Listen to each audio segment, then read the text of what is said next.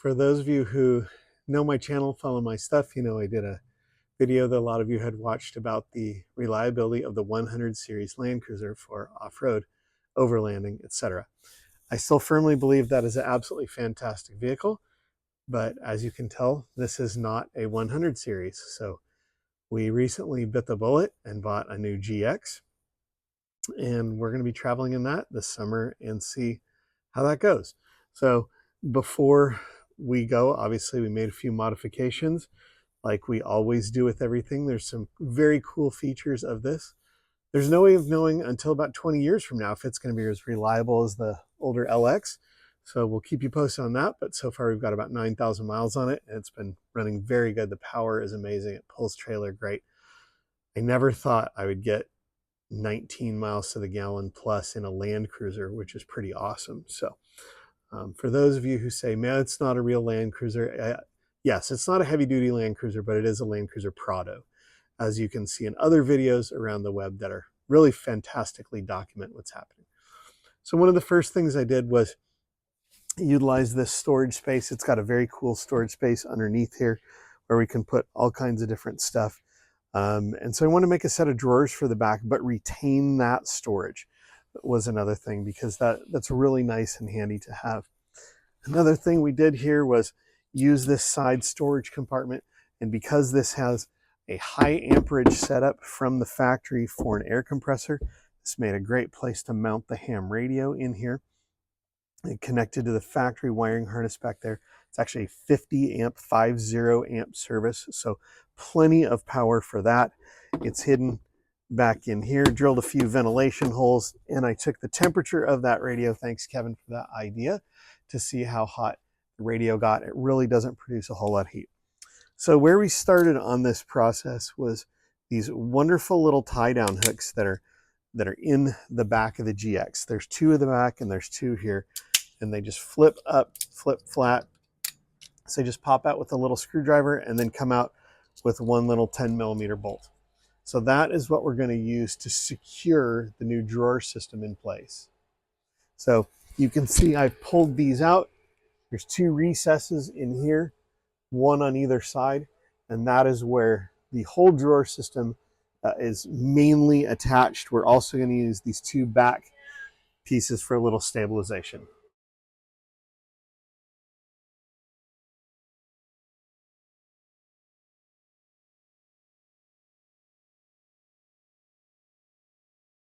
You'll see all this once this is all in place, but you can see these little standoffs here with the spacers are actually what bolt into that factory location in the GX.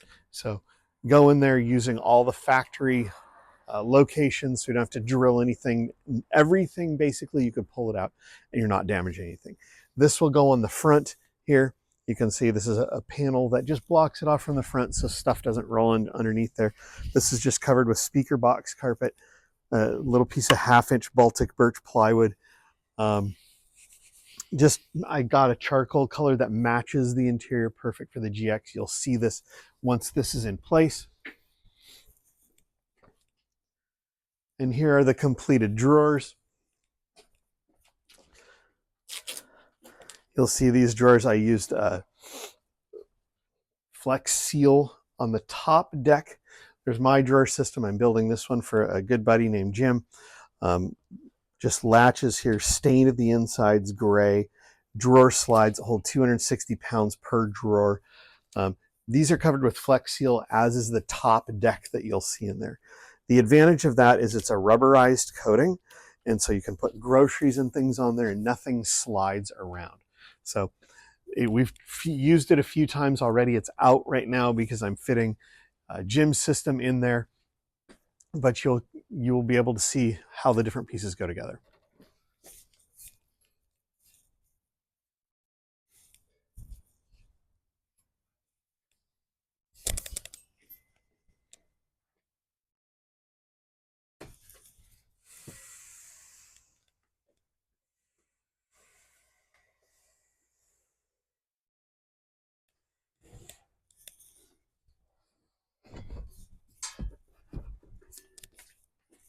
So there's the basic frame. You can see how this fits in there. The drawer slides will attach here. The top will be screwed on from the bottom. That front will be screwed on from the back, and the drawer slides just come right out here. And you see we retain usage of this area down here. So you've probably seen this blue tape in here. That's just here to protect the plastic as I take the frame in and out. Nothing special about that. These brackets go into this factory tie down location that I mentioned earlier here. They come around the back, they bolt in there, and then we'll just bolt to the frame here. That just support this, because the plastic underneath here is not really designed on the edge there to support a lot of load. So that transfers that load to that tie down point that's really meant to support weight. So ends up with 4 mounting locations. You can see because of how the GX tapers in here a little bit, that back, the frame couldn't continue all the way down. In spite of the fact this is a little wider than the LX on the outside, it's actually a little narrower than the LX on the inside. So fitting it in here was a little tricky, had to make this kind of frame taper around.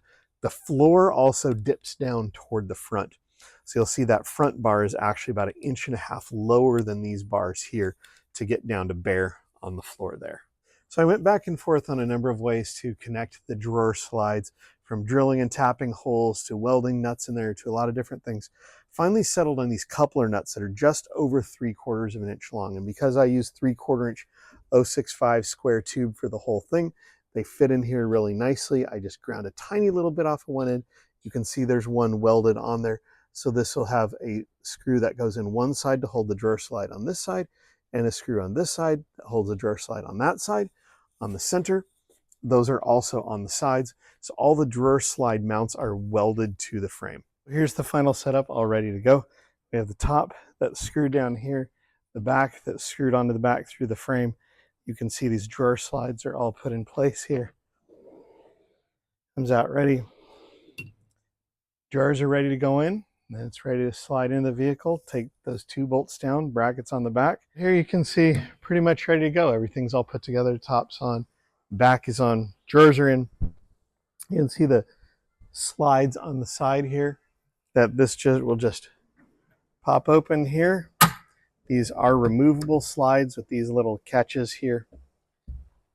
The hardware on here, in case you get trapped inside, you can push down there and open that hatch. I don't know why you'd ever get trapped inside there, but just in case. So you can see the whole metal frame, really not a whole lot there. Mounts to the factory locations like we talked about. This closes up. You can see these locations in the top where the factory tie downs that came out of here will come up in here. Nice carpet on the back with the top edge. It's tapered so the seats will still lean all the way back into their factory position. So there it is out of the vehicle. And here it is in the vehicle. So here you can see, already got these loaded up with a bunch of stuff. Extend out nice and far. You can get around them. Tie downs up in the top, factory location or factory tie downs. Plenty of strength on these drawers. I'm not going to lean on this, but it's these slides do say they'll hold 260 pounds per pair. So probably more than you should ever put in a set of drawers anyway, but I know some of my Land Cruisers, especially my Land Cruiser buddies, like to max those things out. So there you go. Set of drawers for the back of the car, make the back of the car way more useful. So we're getting ready to wrap these up and load them in here and take them up to our friend Jim. Thanks for watching. Let me know if you have any questions. Love to answer anything. We love to make things, yes we really do. Let's make some stuff together you can join in too. Plumbing, screwing, fabrication, here and now across the nation. Oh, and you can make some cool things too.